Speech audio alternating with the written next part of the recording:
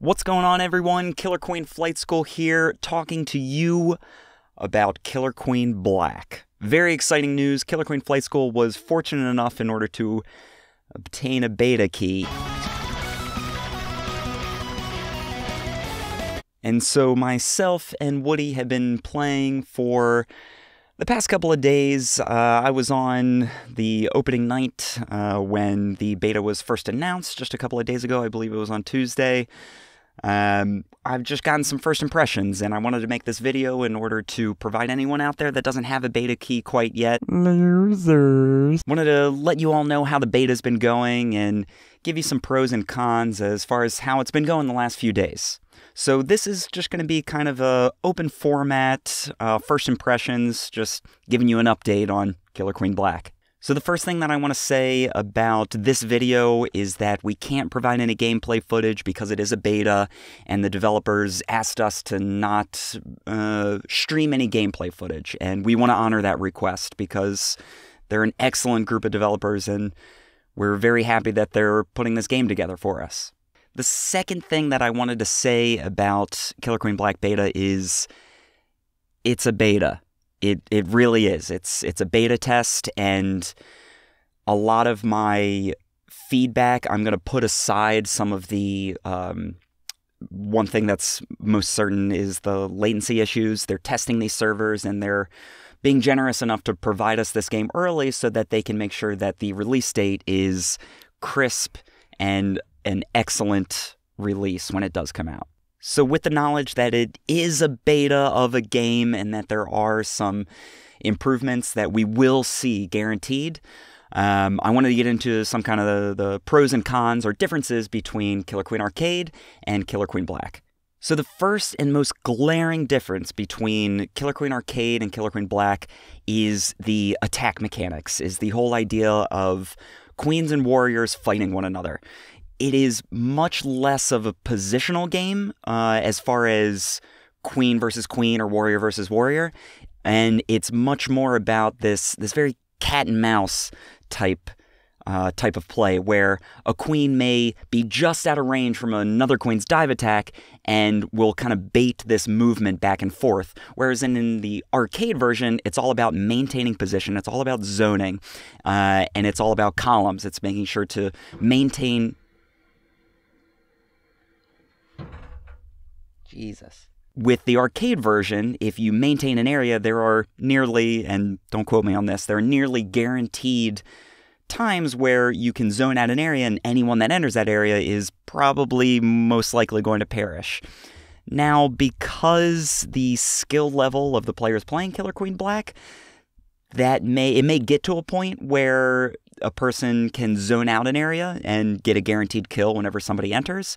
But as is, it feels very much like this, like you're tiptoeing on a zone, like you're coming in and coming out, you're dancing with another player that's trying to zone you out. And I think the reason why is because of the attack mechanics, the dashing that the queen and certain warriors can do, because a queen will kind of sway back and forth from a certain area and won't necessarily maintain an entire zone, because a queen on the opposite team can dash in and dash out so quickly. Much less you feel pressured from a left and right side, where with the arcade version there are pincers and plays that you can set up. In Black, it's chaotic. The attacking is currently chaotic. And again, I have to come back to this being the first version of the game and this being a beta. So who knows where the meta will go. Another thing that I want to note is berry throwing is silly. It's out of this world. On the first day, berry throwing was like a snowball fight. That's all it was one team would grab berries and then they would just chuck them at the hive as quickly as possible. Luckily, we have, and this is a pro that I want to bring up probably later on as well. A pro that we have is that the development team is all ears on this.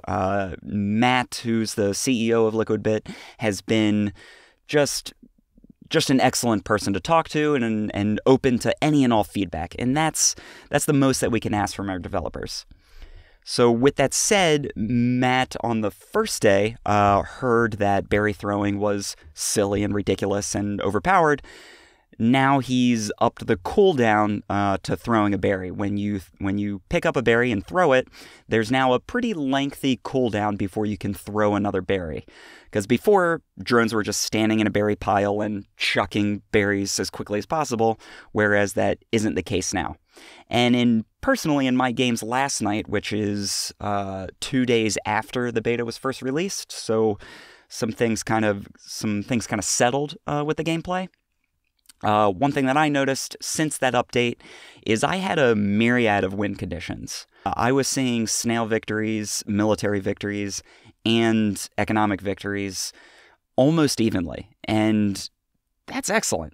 That's super awesome to see. From a casual standpoint, it's great because that's what you want. You want to be able to see all these different win conditions happening and try to figure out how you can play the odds in your favor towards one victory condition over another. But it's going to be a while until we see the competitive aspect of Killer Queen Black start to show its true colors. With that said, I think it's entirely way too early, and the game isn't quite polished enough in order to make any sort of judgment call on where the competitive scene of Killer Queen Black is going to come in. I will say that Killer Queen Black it's fun. It's a fun game. And I was definitely worried that it was going to be a very similar game to Killer Queen Arcade, but it's different. It really is different. And a lot of people were saying that had played Killer Queen Black at various tournaments or locally while Liquid Bit was kind of showing it off at E3 and whatnot. A lot of people were saying that it was just a straight up different game. And I'll be honest with you, I was a skeptic at first. I was too worried that it was going to be just another version of Killer Queen Arcade, but at home. And it's not. It's a different game entirely. And I was worried that the arcade scene was going to perish in some way, that I wasn't going to see my arcade buddies anymore, but it's definitively clear that that is not the case. And I hope that gives some of you arcade fanatics out there some kind of solace knowing that Killer Queen Black is going to have its own community, it's going to have its own crowd, and Killer Queen Arcade is going to have its own community, its own crowd, and its always lovely personality. I do think that the two communities are going to have an opportunity to interact with one another. I think the people at home are going to play Killer Queen Black, they're going to show up at an arcade, and they'll have some familiarity with the game. It's definitively clear that once you play Killer Queen Black, you can enter the arcade game with an understanding, and you would be able to jump on a cabinet and know what you're doing in some regard and have some understanding of where you need to be or what you need to do. And the same goes for Killer Queen Arcade players. You're going to have a familiarity with Killer Queen Black once you first jump in. However, again, I need to reiterate, it's a different game. It really is. So I'm excited. I'm excited to see where Killer Queen Black goes, and I can't wait to play with you. For anyone that is signed up for the beta, I would love to play with you sometime. Feel free to hit me up, and we'll party up and test it out. Awesome. Thanks so much for tuning in to Killer Queen Flight School, your one-stop shop for all Killer Queen content, and I'll see you on the Switch. See you later.